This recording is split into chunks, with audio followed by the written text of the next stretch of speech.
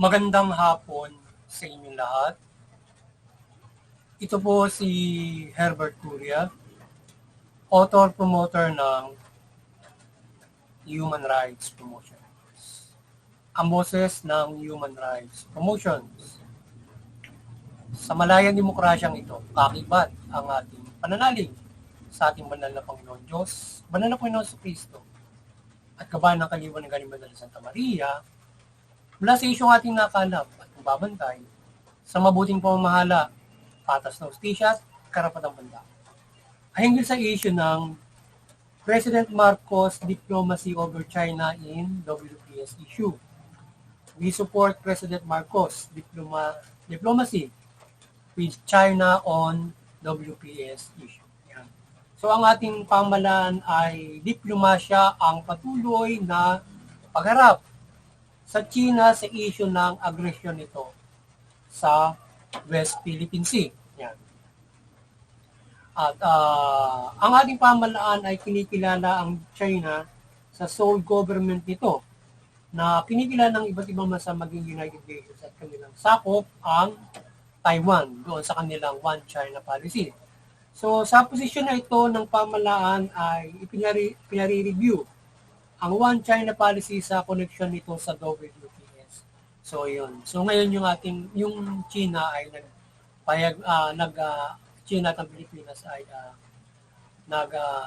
yung ating tie with China on as pagkilala natin sa kanila bilang sa kanilang One China policy na yung Taiwan ay kanilang sakop. So kinikilala ng iba't ibang mga bansa yan at alis din sa mga bansang hindi kumikilala doon sa kanilang One China policy na yun. So tayo ang bansa natin, nirenew yung ating pagkilala sa kanya doon sa One China policy. Ngayon, yung sa investigation sa Senate o probe, nililinaw at pinare-review yung One China policy kung ito ay may connection doon sa WPS na gumagawa ng agresyon o panghaharas yung China sa ating EEC o doon sa exclusive economic zone natin na inaangkin ng China yung kasali yung ating exclusive economic zone doon sa West Philippine Sea and China Sea. Kung mas malaki yung kinakain nila doon sa karagatan, sakop yung ating EEC. Ika nga. So ngayon, ang human rights promotions ay magiging sumusuporta sa mabuting pamamahala, patas ng hustisya at karapatang banda. Kasi ito ng President Marcos diplomacy over China in WPS issue, we support President Marcos diplomacy with China on WPS issue. Ay ating sinusuportahan ang Pangulong Marcos dito sa kanyang posisyon na diplomasya at dialogo ang pagharap sa China over West Philippine Sea. So ngayon sa pahayag, pag-renew ng One China policy, tied up with the Philippines, ay yung sa issue ng West Philippine Sea, diplomasya yung pagharap natin sa China, sa kabila na ito ay gumagawa ng agresyon o pangharas sa ating EEC at mga Philippine Navy na nagpapatrolya doon or ating mga mangisda. So, dialogo at diplomasya pa rin ang ating pagharap doon at from na pagkilala doon sa One China policy ngayon. So, hindi solusyon di umano ang labanan upang ang ating karapatan sa EEC ay hindi nila pagkitiran o pagpilitan nila ng kanilang polisiya. Kung kaya't ang mabuting pamamahala ang siyang solusyon dito. So, kaya hindi marahas na paraan harapin yung China para doon sa ating karapatan doon sa EEC. Kundi diplomasya, dialogo at pag-iitan yung ating EEC karapatan natin from the UNCLOS or United Nations Law of the Sea. So yung ating pamahalaan ay dapat na ipag-iitan yung desisyon ng UN sa UNCLOS para over our exclusive economic zone rights. At hindi ito dapat pangmasukan ng China o pag-arian ang buong WPS at sakupin ng ating karapatan sa EEC. So ang China ay dapat natanggapin na desisyon ng UNCLOS at hindi pag-iitan ay ang kanilang sinasabing 9 line. So, yun. So, ngayon ay, sa posisyon natin doon sa kay Pangulong Marcos, so, tama lamang na diplomasya at ang pag-iitin niya ay yung pagkapanalo natin sa arbitral ruling na doon sa UNCLOS na tayo ay yung EEC natin ay yan ay dapat na irespeto ng bawat mga bansa ang bawat exclusive economic zone ng bawat mga bansa. Na kung saan ang China over dito sa China Sea and West Philippines at iba-ibang karatig nila ng mga bansa natin dito sa Asia ay malaki ang sinasakop nila doon sa sinasabing China Sea. 9 sila yung tinatawag nila ron. So pinare-review nga yung yung China policy kasi baka kung yan ay kaibat yung nandas lang dyan sa One China policy o yung ginagawa nila pag-angkin sa WPS, yung ating EEC. So kaya nire-review at hinggil dyan sa sinasabing One China policy. Parang doon sa diplomasyang pagharap at pagkilala doon ay parang tinitingnan ng ating Senado, particular kay Senator Tulfo na parang mahina yung ating pagharap. Kung tayo ay diplomasya lamang, parang ganun yun. So ngayon syempre ang ating Pangulong Marcos bilang tagapangulo, diplomasya, hindi karahasan din ang iharap natin sa para protektahan natin yung ating EEC. So ngayon ay sa kabilang banda rin naman wala naman tayong laban sa China kahit makipagdasa ng Pilipinas over doon sa EEC. So ngayon ay maaaring hindi lamang doon sa EEC magkaroon ng karahasan sa agawan doon, kundi siyempre baka magkaroon na niyan ng digmaan sa China at sa Pilipinas kung halimbawa sila ay gumawa ng karahasan doon. Halimbawa ang karahasan nila nagbarilan sila roon, baka mauwi yan doon sa digmaan parehas na bansa at hindi yun isang insidente lang napaprotekta at pag-angkin ng China. So yung China, binobomba tayo ng tubig. Yung Pilipinas naman, ay syempre, puro pasensya at protesta bilang diplomasya na pag-ahay ng protesta at pag-iit sa UN. So yun ang ating iniharap. For almost 300 protest yung ating inihahain sa China at sa mayroon tayong hain sa UN.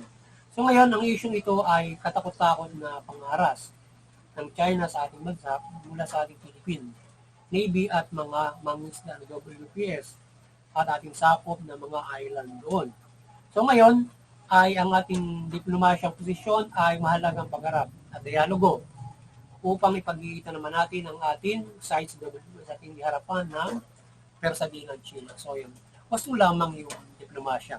Kasi hindi naman natin hindi dapat natin iharap ay yung maras din na pagprotekta ng ating isip. So, harapin natin sila with diplomasyang pagharap para doon sa ating karapatan dyan at laban doon sa kanilang pag-angkin ng dito sa South China Sea na pati yung ating sinakop from the 9 line na tayo. Ayun. So, yung ating pamalaan mula sa Pangulong Marcos ay dapat patuloy na iharap at isa din sa United Nations General Assembly o anumang maaaring makapagbigay ng pahayag at suporta ng UN ang ating bansa sa usapin ng West Philippine Sea. At paliban dito ay doon sa UN Security Council o saan maaaring magharap sa UN ng Pilipinas at China pag-usapan ng ating EEC na sinasakop ng China at ang UNCLOS division na dapat ay irespeto nila. So dapat yung ating pamalaan mula sa ating presidente kapag halimbawa yung nagkakaroon ng General Assembly, i-open niya palagi or anumang table po pwedeng harapin ng China yan from Security Council at kung paano pag-iitan ng ating pamalaan, paano ipapatupad ng UN yung UNCLOS. Kasi walang walang implementation yung UN over UNCLOS o yung yung batas na yan. So nanalo nga tayo sa arbiter ruling, pero walang force of implementation ng UNCLOS. So yun yung problema, bakit ang UN ay ganun yung kanyang pamantayan. Hindi niya, meron niyang batas na sinasabi, pero hindi niya ini-enforce ito para doon sa mga bagay niya. Kagaya ng China, hindi na ma-enforce sa China yung UNCLOS, yung sinasabing para irespeto yung EEC ng bawat mga bansa. At nagkaroon na nga ng pagkapanalo yung ating bansa sa UNCLOS, sa arbiter ruling, pero ayaw kilalanin ng China. So, why dapat ipag-iitan ng Pangulong Marcos yung implementation ng UN doon sa UNCLOS? Yun ang dapat na gawin. Bakit walang hanggang ngayon, mula nung panahon ni Pangulong Aquino, bakit hindi na i-enforce ng United Nations yung UNCLOS ruling na ipanalo ng Pilipinas? Bakit? Kung saan ay ayaw nga kilalanin yun ng China at patuloy tayong inaharas. Ano ba yung ginagawa ng United Nations sa pagpapatupad nila ng mga batas? Kaya, halimbawa, kung sino nagpapatupad ng batas doon sa, halimbawa doon sa, ano ba tawag dito, yung sa ICC. So, mayroon silang ginagawang pamamaraan sa International Criminal Court, yung UN, may ginagawang pamamaraan yan para mapanabot yung, yung mga salarin o yung mga akusado, halimbawa, dadalhin doon sa UN o sa ICC para ikulong or litisin doon. So, dapat ganun din ang gagawin niya sa mga gobyerno ng mga bansa o yung particular sa mga responsible officials nila para i-impose yung yung UNCLOS. Dapat ganoon, di ba? Dapat ipag-iitan at ipagpilitan ng ating Pangulong Marcos at ng ating pamahalaan sa UN yun, i-implement nila yung UNCLOS. Kasi yung Pilipinas ay hindi makagalaw ng lubos o lalo na yung ating mamamayan doon sa ating iisip kasi nga inaharas tayo ng China. So ngayon ang posisyon, so nagkakaroon ng kaguluhan yung bakit yung UN tulog, hindi niya ni-implement yung UNCLOS. So anong ginagawang daloy ng implementation ng UNCLOS? Dapat yun ang linawin ng ating bansa sa UN. Bakit hindi nyo i-impose yan yung UNCLOS? Kung saan kami ay apektado. So dapat i-impose ng UN yon para mapag-arian natin. Hindi nila kaya yung China siguro na ma-impose doon. So dapat, ganun ang gagawin ng UN over China. So, siga yung China, hindi nila kaya, di ba? Para mangganon doon sa South China Sea. Sinasakop nila yung iisip ng mga bansa dyan particular yung sa atin. So, yan. So, ano ba yung usapin dyan? Bakit ayaw ma-impose ng UN yun ang clause, di ba? So, ang ating pamahalaan mula sa Pangulong Marcos ay dapat patuloy, yun nga. At dito sa issue ng China at Taiwan ay isulong naman ng ating bansa sa United Nations ang usapin ng China at Taiwan na kanilang desisyon ito na maayos kung dapat gawing estado o bansa ang Taiwan at ibigay maaari nais ng Taiwan na independence yan. Kung magdudulot naman ito ng digmaan with Taiwan, allies ay ang diplomacy at Iralin, so usapin ito ng Taiwan at China. So, yung sinasabi ni Pangulong Marcos aside from WPS ay diplomasya. Diplomasya doon sa pagharap sa China with WPS at lalong-lalo na doon sa Taiwan. Kasi nga, kung halimbawa yun ay inaangkin nila na kanilang sakop, parang Hong Kong, ay siyempre yung Taiwan at with allies nila ay siyempre pumapalag doon. So ngayon ay kailangan ng diplomasya at doon sa ating pagkilala ng One China policy, diplomasya at i-open din siguro ng ating Pangulong Marcos sa UN na desisyonan din yung Taiwan and China na paano ang pagkilala nila sa One China policy doon para yung halimbawa yung kasi yung Taiwan ay nagde-demand sila ng parang independency. So hindi naman sila nang umaangkin ng China or yung Taiwan ay gustong sumeparate as separate country pero parang hindi kinikilalang estado yung Taiwan or as a country. So dapat desisyonan niya nung ng UN ano ba ang dapat na estado ng Taiwan. So yun. So ngayon ang Pilipinas kumikilala yung Taiwan sakop ng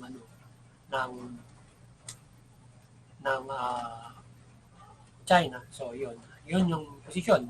So dapat so yun yung posisyon at diplomasya pero siguro ay magbigay pa rin ng ilang mahusay na patas din na na na pagtitimbang sa China at sa Taiwan sa UN kung paano ito didesisyonan ng UN. Dapat ganun sana yung naging position natin dun sa One China policy na yung UN ang magdesisyon o iatang natin sa UN ang desisyon doon sa China-Taiwan relation. Ano ba yung status nila? So, yun. At diplomasya ang pakikialam natin doon at hindi mag-initiate o mag-suporta ng digmaan ng dalawang bansa na yun or makikampi, halimbawa Taiwan or China. So, tayo pumagitan as diplomatic bansa regarding do sa dalawang usapin. Diba? So, yun. Ngayon nga, bilang pagkilala, so, yun ay medyo parang pinapanigan natin yung China dyan na kanilang sakop yun. So, ngayon, siguro dapat tingnan din yung dapat ay tayo ay bumalanse for ang ating kilalanin na ang United Nations decision. Siguro yun. Para ano ba ang sabihin ng dalawang bansa na yun. So, hindi naman siguro masisira yung ating diplomatic na relasyon sa China kung doon lang sa dalawang usapin na yun ay ipapa-UN natin yung kanilang problemang yun. Diba? So, dahil siyempre, gusto rin ng karapatan din ng mga taga-Taiwan na magkaroon sila ng sarili nilang bansa, which is ayaw ibigay noong China. Ayun. Parang sa Hong Kong, diba? Ganun. Hindi naman humingi ng independence yung Hong Kong, kaya lang sila sinakop, diba, nung British. So ngayon, nung buhayin ulit sila ng China, matapos na yata yung agreement, pinapalaga ng Hong Kong ngayon yung pamamahala ng China sa kanila. Parang gusto ng demokrasya yata. So, naway gabayan ng ating Panginoon Diyos at Kristo Jesus at kaliwanagan. Ni Banal na Santa Maria ang pagpapala sa ating bansa at protektahan ito sa anumang pananakop at panggulo ng iba't ibang bansa. Naway gabayan ng ating Administrasyon Marcos sa pagpapaunlad at protektahan ng bansa at maliwanagan ang lahat ng bansa mula China sa kapayapaan at kaunlaran. Sana maliwanagan yung China.